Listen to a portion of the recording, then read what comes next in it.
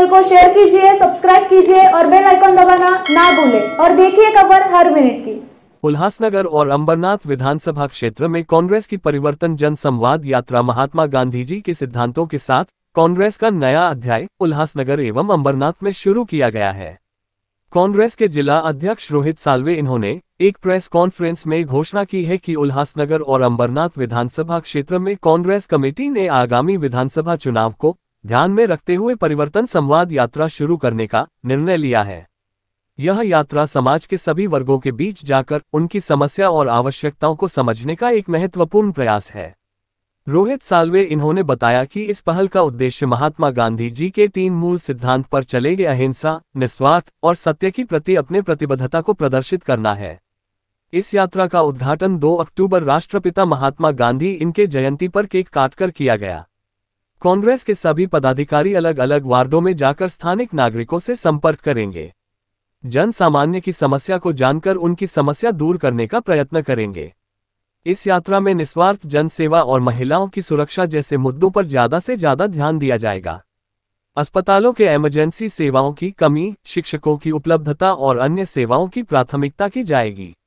रोहित साल्वे इन्होंने बताया कि आम नागरिक अभी तक आवश्यक सेवाओं से वंचित है। उल्हासनगर एवं अंबरनाथ की जनता की आवाज सुनने का और उनके आवश्यकताओं और समस्याओं को पूरा करने का कांग्रेस की सक्रिय भूमिका निभाने का यह एक महत्वपूर्ण अवसर है। Siddharth Mokle, G20 news, Ulhasnagar. आज आपल्याला सर्वांना इथे उल्हासनगर काँग्रेस पक्षाच्या मुख्य कार्यालयात बोलवण्याचं कारण असं आहे की उल्हासनगर काँग्रेसने असं ठरवलं आहे की येणाऱ्या विधानसभा निवडणुकीच्या पार्श्वभूमीवर उल्हासनगर काँग्रेसचे सर्व पदाधिकारी हे लोकांपर्यंत जाऊन लोकांपर्यंत महाविकास आघाडीचा बद्दल माहिती घेऊन लोकांपर्यंत जातील। त्यासाठी आम्ही परिवर्तन जनसंवाद यात्रा याची सुरुवात आज महापुरुष महात्मा गांधीच्या राष्ट्रपिता महात्मा गांधीच्या जयंतीनिमित्त हा दिवस आम्ही आज निवडला आहे आणि या दिवशी आम्ही परिवर्तन जनसंवाद यात्राची सुरुवात आजपासून करणार आहे येत्या निवडणूक संपेपर्यंत। महात्मा गांधी जयंतीचा दिवस आज निवडायचं कारण असं आहे की महात्मा गांधीचे जे 3 महत्त्वाचे तत्व आहेत त्याच्यामध्ये सत्य, अहिंसा आणि निस्वार्थी भावानी सेवा या 3 तत्वांचा जो आहे तो लोकांपर्यंत नेण्याचं आमचं काम आम्ही करणार आहे। कारण की जे सत्ताधारी उल्हासनगर महानगरपालिका असेल किंवा आमचा जो उल्हासनगर शहर जिल्हा काँग्रेस कमिटी आहे त्याच्या 2 प्रमुख विधानसभा येतात, एक 141 उल्हासनगर आणि 140 अंबरनाथचा 1/3 भाग हा उल्हासनगरमध्ये येतो, कल्याणचा काही भाग येतो। आपल्याला माहिती आहे की तिन्ही विभागामध्ये महायुतीचे आमदार आहेत, 2 जागी भाजपाचे आमदार आहे, एका जागी शिवसेना शिंदे गटाचे आमदार आहेत। तर यांचा जो कारभार आहे तो खोटा कारभार जनतेपर्यंत नेणं, त्याचसोबत महायुतीच्या सरकारमध्ये ज्या प्रमाणे महाराष्ट्र अधोगतीला गेलाय हे सर्व विषय नेणं, भ्रष्टाचाराचा नवीन रेकॉर्ड या पूर्ण दोन्ही महानगरपालिका असतील किंवा PWD कोणत्याही डिपार्टमेंट असेल हा विषय असेल, रोजगाराचा विषय असेल, प्रश्न भरपूर आहेत। हे सर्व प्रश्न जनतेपर्यंत या यात्रेच्या माध्यमातून नेण्याचा आमचा मानस आहे।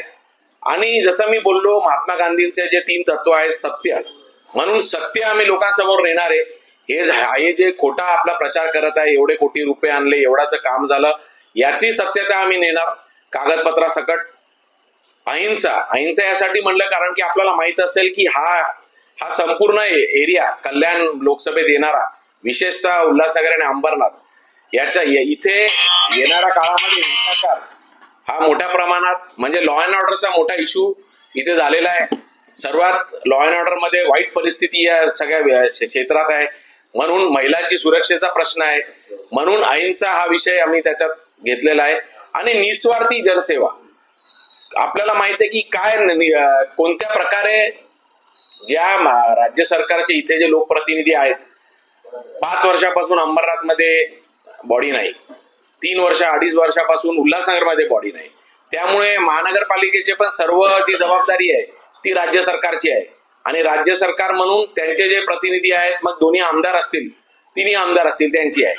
तर ज्या पद्धतीने त्यांनी कारभार केला आहे, फक्त जे खूप मोठे मोठे डेटा दिलाय, खूप मोठे मोठे फिगर्स दिले, एवढे पैसे आणले, खऱ्या अर्थाने याच्यामध्ये स्वार्थ त्यांनी ठेकेदारांचं इकडे मनमानी कारभार हेच करण्याचं काम केलंय आणि खरा विकास फक्त त्यांचा झालेला आहे.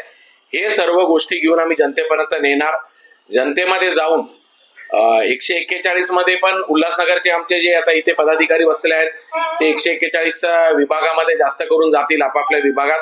आणि विशेषतः मी स्वतः 140 मध्ये जिल्हाध्यक्षाच्या या नात्याने येणाऱ्या महाविकास आघाडीचा जो काही निर्णय होईल, जो काही उमेदवार ठरेल, ज्यामध्ये काँग्रेसनी प्रामुख्याने दावेदारी अंबरनाथसाठी केलेली आहे, त्यामुळे दावेदारी कोणाला भेटेल, उमेदवार कोण असेल तो नंतरचा भाग आहे.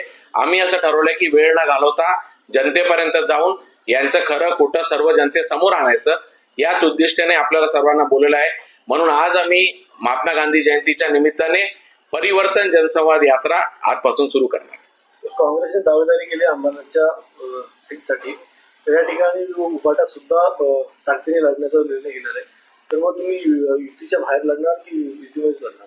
नाही, तो तर प्रश्नच नाही. आमचा उद्दिष्ट सन्मान्य राहुल गांधीजी, सन्मान्य नानाभाऊ पटोलेंच्या आदेशाचं पालन करणं आहे. त्याच्यामध्ये महाविकास आघाडीचे सरकार आणणं, त्याच्यामध्ये महाविकास आघाडी सरकार आणण्यासाठी या लोकांना घरी बसणं जर गरजेचं आहे.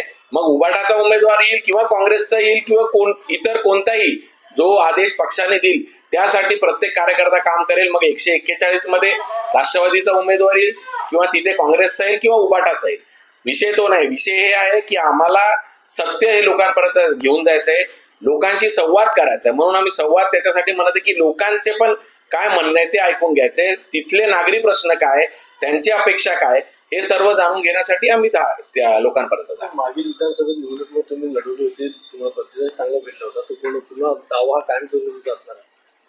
हो, आता मी आपल्याकडे जे काही बोललो ते एक जिल्हाध्यक्षाच्या नात्याने, पक्षाच्या जिल्हाध्यक्षाच्या नात्याने बोललो आहे.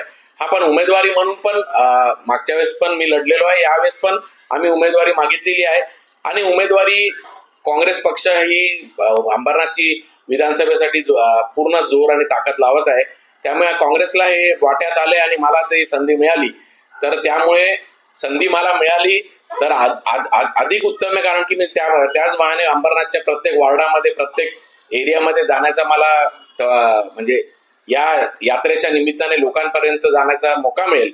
आणि संधी नाही मिळाली तर जो महाविकास आघाडीचा उमेदवार येईल त्याच्यासाठी याचा फायदा होईल, हाच उद्देश आहे. उल्हासनगरच्या संदर्भात काय? उल्हासनगरचं पण मी जसं बोललो, उल्हासनगरमध्ये काँग्रेस पक्षाच्या पण काही आमच्या लोकांनी फॉर्म भरलेला आहे. पण इथे प्रमुख दावेदारी ही राष्ट्रवादी काँग्रेस शरद पवार गटाची आहे. शरद पवार गटाचे त्यांचा निर्णय जे काही येईल त्यामध्ये त्यांचा जो काही उमेदवार ठरेल, आम्ही आता आमचा एकच लक्ष आहे की ही जी असंवेदनशील ही जी सरकार आहे, ही जी जसे आमचे आदित्य ठाकरे बोलतात, आमचे नानाभाऊ पटेल नेहमीच म्हणतात की ही इल्लीगल एक सरकार आहे, सगळे तोड मरून सगळं कायद्यांना बाजूला ठेवून ही सरकार बनलेली आहे.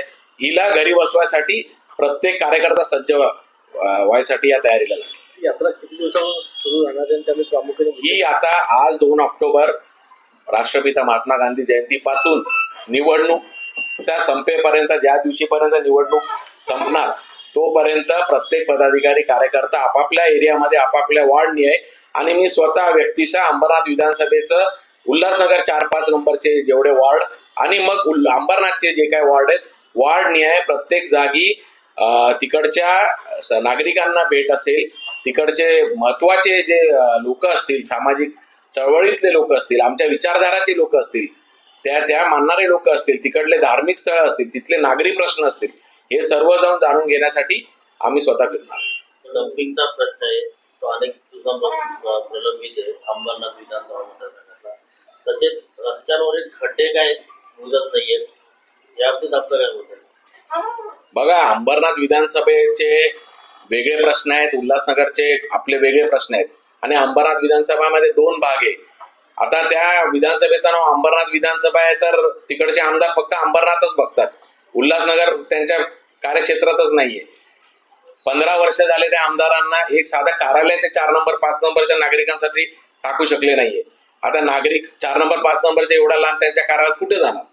म्हणजे एक बेसिक सुविधा असेल, 4 नंबर 5 नंबरची जी इतकी वाईट परिस्थिती आहे, रस्ते असतील, प्रदूषण असेल, पाण्याची समस्या, 10 दिवसापासून तिथे पाणी नाही लोकांना, लोक दरदर भटकत आहेत. डम्पिंगचा प्रश्न डम्पिंगमध्ये त्यांनी कमिटमेंट केलं होतं 3 वर्षा पहिले की 2 महिन्यात डम्पिंग हटणार आहे. डम्पिंगचा प्रश्न असेल, पाण्याचा प्रश्न असेल, रस्त्याचा प्रश्न असेल, तसाच अंबरनाथचा आपला वेगळा प्रश्न आहे. अंबरनाथमध्ये प्रदूषणाचा खूप मोठा प्रश्न आहे, लॉ अँड ऑर्डरचा खूप मोठा प्रश्न आहे, एवढी मोठी इंडस्ट्री असताना रोजगाराचा प्रश्न आहे. फक्त आम्ही काही रस्ते एवढे अब्जोकोटी आणले, हे बघा आता सरकार आहे, मुख्यमंत्री या जिल्ह्याचे आहे, तर साहजिक आहे की काही ना काही फंड येणार, पण त्या फंडचा किती उपयोग झाला, ते फंड खऱ्या अर्थाने तेवढा वापरण्यात आला का? फक्त तिकडचे जे त्यांनी त्यांची ठेकेदाराची एक फौज बनवली, त्या ठेकेदारांचा त्याच्यात फायदा होत आहे. बाकी कॉन्क्रीट रस्त्यामध्ये पॉटल होणारे रस्ते असे बनवत आहेत. कॉन्क्रीट रस्त्यात पॉटल कुठे होतात? अंबरनाथमध्ये बघा तुम्ही फिरून. आणि साफसफाईचा असेल, कचऱ्याची समस्या असेल, असे भरपूर प्रश्न आहे. हे सर्व प्रश्न आम्ही तेच म्हणतोय की आम्ही यांचं जे खोटं बोलत आहेत हे लोकांपर्यंत सत्य नेण्याचं काम ह्याच्यातून करतो. आमदारांनी कोट्यवधींचा निधी आणला होता, विकास झाला नाही, कोट्यवधींचा निधी आणला. मला सांगा, पाणी प्रश्नासाठी एवढे करोडो रुपये आले, ड्रेनेज लाईन साठी एवढे पैसे आले, काम त्या पद्धतीने होत आहे का? आणि अंबरनाथमध्ये आता एका बाजूला खासदारांचं म्हणणं होतं की त्यांनी लोकसभेमध्ये सांगितलं की आम्ही एवढा निधी आणला, माझ्या माध्यमातून हे काम झालंय. त्याच कामाचा श्रेय पुन्हा आमदार पण घेतो. ठीक आहे, एकाच पक्षाचे आहेत, पण जे खऱ्या अर्थाने किती सारे प्रकल्प, आता नाट्यगृहाचं काम किती वर्षापासून रखडलेलं आहे. असे आरोग्य, दोन डॉक्टर असताना अंबरनाथमध्ये आरोग्याचे योग्य सुविधा नाहीये. मी बोललो ना, साहजिक आहे, रस्ते होणारच, कारण की मुख्यमंत्री त्या जिल्ह्याचा आहे, तर रस्ते काही झाले असतील, पण किती भागात रस्ते व्यवस्थित झालेले नाहीये. म्हणजे कॉस्मेटिक काम झालेलं आहे, आपण म्हणू. वरच्यावर दिसणारं सगळं चांगलं आहे आणि आतून सर्व खोकले धावे. उल्हासनगर विधानसभा म्हणजे अंबाला विधानसभा, कल्याणपूर किंवा आजूबाजूच्या सर्व विधानसभा तरी एकच जिल्हा रुग्णालय आपलं उल्हास. नाही, तेच मी म्हणलं की दुर्दैव आहे की आपल्याला 2 डॉक्टर प्रतिनिधी असताना अंबरनाथमध्ये विशेषतः आणि उल्हासनगरला पण आरोग्याची आतापर्यंत सुविधा झालेली नाहीये. फक्त आताही जे पेपरमध्ये येतात की हे होणार आहे, हे झालेलं आहे. हॉस्पिटलचे आता सेंट्रल हॉस्पिटलमध्ये जो पूर्ण मुरबाड पासून लोक येतात, तिथे पण आतापर्यंत ही परिस्थिती आहे. त्यामुळे आरोग्याची सुविधा आपल्याकडे नाहीये. ती योग्य आरोग्याची सुविधा एवढ्या वर्षात ते उभारू शकलेले नाहीये. प्राथमिक आरोग्य केंद्र नाहीये जनतेसाठी. आजही लोकांना दुसरीकडे लांब जावं लागते, ठाणे सिव्हिलला जावं लागते, कळव्याला जावं लागते. ही अतिशय दुर्दैवी बाब.